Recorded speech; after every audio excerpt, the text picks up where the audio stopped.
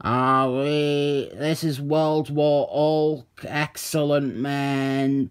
It is a 3-issue miniseries with Hulk versus the Excellent Man. I'm not crazy about this cover because it makes it look like a comedy book, but this is part of a crossover, World War Hulk. And the plot for that is that Hulk, he got fired into space by his supposed friends. And now he has come back angry with an alien army behind him to get revenge. World War Hulk is a crap story that people remember warmly. But I contest that they like the idea of it more than the actual execution. A lot of this story began with Michael Bryan Benson and him having Hulk's friends just dump him in space. And that stuff is terrible and out of character. But one of the people who were not around to offer a say on Hulk's fate was Dr. X. So this miniseries tackles the question of what Dr. X would have had to say on the matter. And this first issue, it features the student members of the Excellent Men. And this miniseries is a better follow-up to the new Excellent Men series than the Young Excellent Men book is. Over the course of this miniseries, we get to see just about every then member of the Excellent Men gang up against Hulk. But my gripe with this is that it is too biased.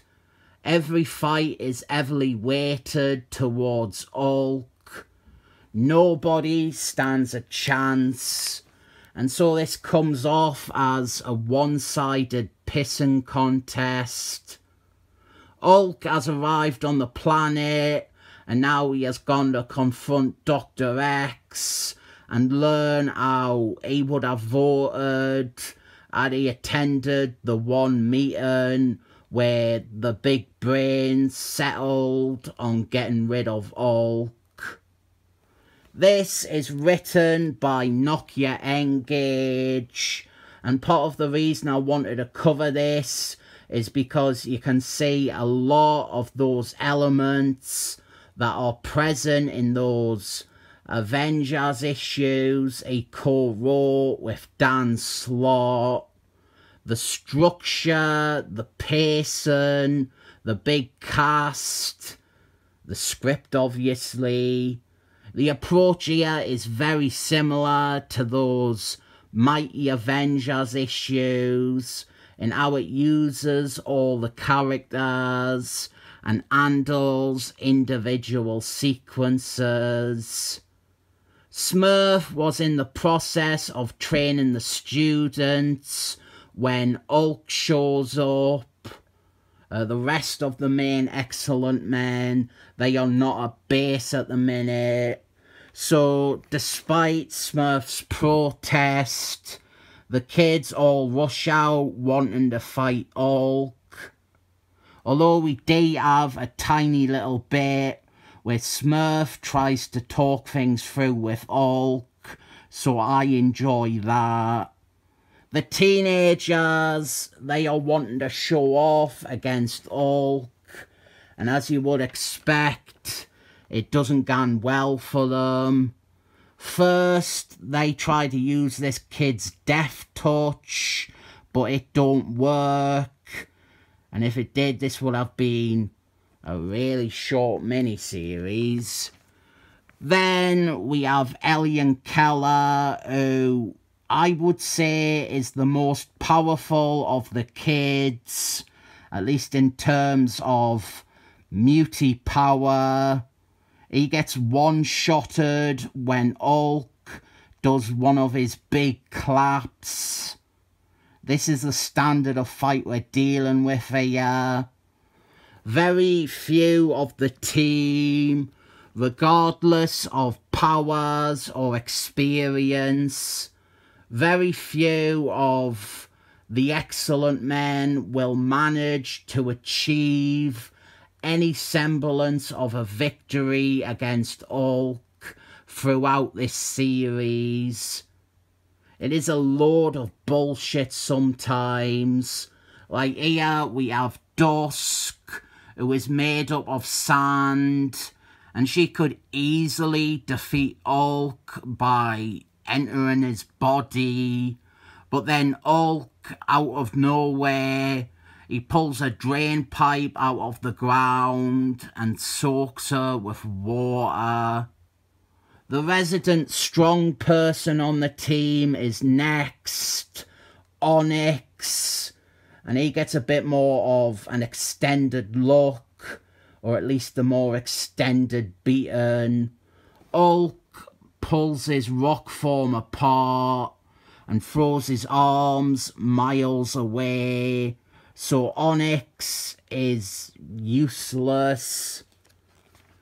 I do respect showing these characters fighting Hulk. I like seeing that. I just wish it was a little less one-sided, or at least a little less unfair. We enter every single fight in this mini-series already aware of the outcome. I think of the young kids, X-32 is the one that makes the most impact in this fight. She manages to get a few hits in and actually cuts him a few times. That is good for her until Hulk tries to snap her in two, and then she gets hoyed into a wall.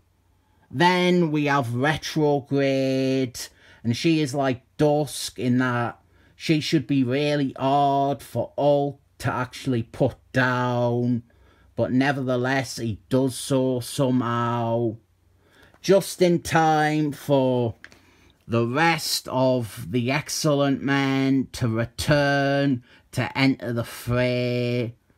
Next issue will show us them being Worfed by Hulk. That would be a good name for this book. The Worf Effect. It's just that trope on repeat.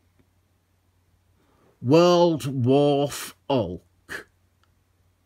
God, that's good. That is the subtitle on the thumbnail.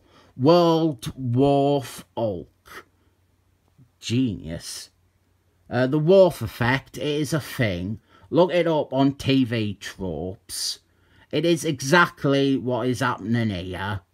A bunch of established characters, some of exceptional power, being dragged out and nonsensically falling in battle against the current, stronger, bigger threat. With this, there is an element of fun in what we are seeing. You're never going to get to see Elian Keller fight Hulk again, so enjoy that when it lasts, even if he is quickly defeated by a round of applause.